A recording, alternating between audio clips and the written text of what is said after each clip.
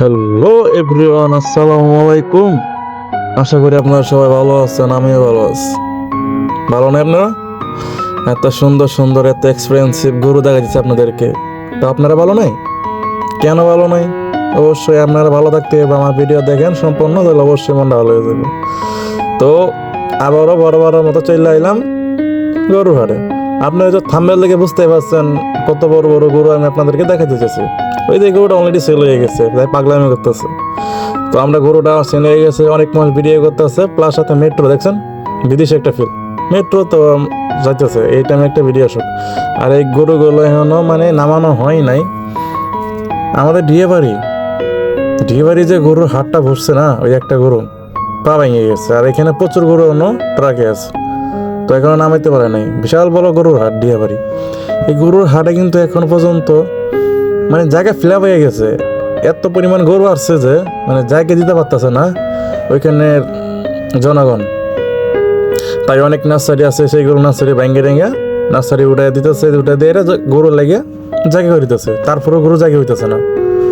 আগে যারা আসছে তারা হয়তো গরু নিয়ে জায়গার মধ্যে ঠিকমতো বসতে পারছে, আর তার ওই অন্য যারা আছে তারা বসতে পারে নাই।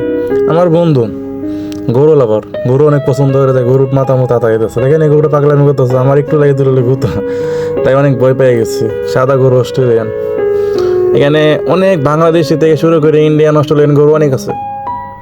আপনি তো অবশ্যই জানেন অস্ট্রেলিয়ান গরুগুলো শিং বিশাল বড় বড় আর অনেক হয়টাই। আর দেখেন একবার লাস্ট পর্যন্ত দেখেন সব গরু গরু সিরিয়ালে গরু বাঁধা রাখছে। রাত্রে তো ভালো করে ঠিক মতো দেখা যাচ্ছে না। যদি আমি দিনে গিয়ে ভিডিওটা করতাম তাহলে অবশ্যই আপনারা ভালো করে দেখতে পারতেন।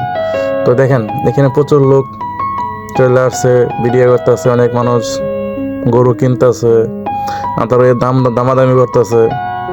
এই দুইটা গরু দেখেন, গরুর সাইজ তো অনেক ভালো না, দেখতেও সুন্দর, বডি ফিটনেসও ভালো।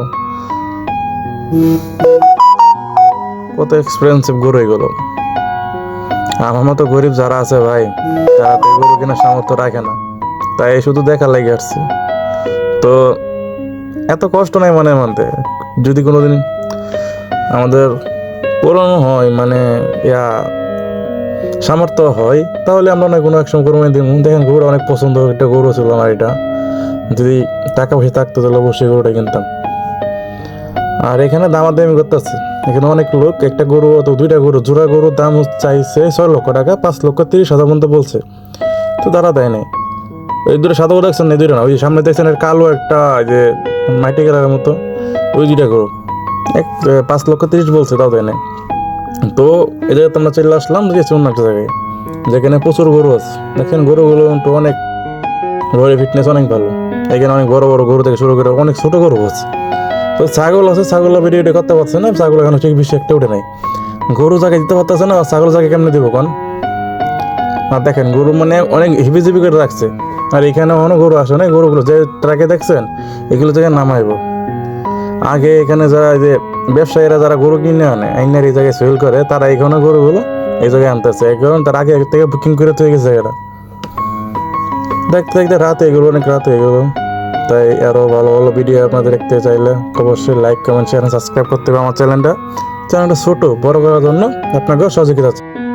আর আপনারা দেখতে আছেন গরুগুলো তো সুন্দর, এক সাইজের গরু এক সাইজের জায়গায় আছে। আমার মনে হয় কি জানেন, এখানে বড় ছোট গরু আলাদা রাখা দরকার ছিল। এক সাইডে বড় গরু, এক সাইডে ছোট গরু, যারা বড় গরু দরকার তারা বড় সাইডে যাবো, যারা ছোট গরু দরকার ছোট যাবো। এই গরুটার দাম উঠতেছে, তাই এরা দামাদামি করতেছে, দাম মিলতেছে না, তাই কিনতেছে না। তো বর্তমানে সিজন তো দাম একটু বেশি, গরুর তুলনায় দাম একটু বেশি হয়েছে। এই গরুটা অনেক মন খারাপ হয়ে বসে আছে। এই লোকটা গরুটার অনেক মারধর করছে, আমার মায়া লাগছে, মনটা চাইতেছিল যে লোকটার পিটাই। আর ওই সামনে দেখছেন দুইটা গাড়ি, এই দুইটা গাড়ি ভর্তি গরু, এগুলো নামানো হয় নাই। আর এখানে দেখছেন সব এক সিরিয়াল একরকম গরু। এই কালো গরুটা অনেক বড়, শিং নাই, তবে অনেক ভদ্র। আর এই ব্যবসায়ী দেখছেন দালাল, তারা গরু গ্রামের বাসা কিনে না এখানে বিক্রি করে চড়া দামে। তো আপনারা তো অবশ্যই দেখতে আছেন গরু কত সুন্দর, কত কিউট। এই গরু দুটো দেখেন লাস্ট মুহূর্তে তারা আছে, তাই একটু মজা করতেছে, শিঙে নিয়ে মারামারি করতেছে। ঈদের পরে তার কাগজ এই থাকতো না না। তো দেখতে দেখেন গরুগুলো দেখেন কতটা কিউট, কতটা সুন্দর, আমার মায়া লাগতেছে। যদি গরু কুপাই না দিয়ে মানুষ কোরবানি দিত তাহলে কেমন হতো? তাহলে মোটা মোটা মানুষ যত আছে সবই হাটে উঠাইতো, হাটে উঠায় বিক্রি করতো। আল্লাহ বাসাইছে যে গরু বানাইছে, তাই গরু কোরবানি দেয়। সর্বপ্রথম কিন্তু মানুষকে কোরবানি দিতে গেছিল, তখন না হয় আল্লাহর রসুল একটা ধুম্বা হয়ে গেল, সেই থেকেই গরু কোরবানি দেওয়ার শুরু হয়ে গেল। আল্লাহ হাফেজ, এখন তো আজকে।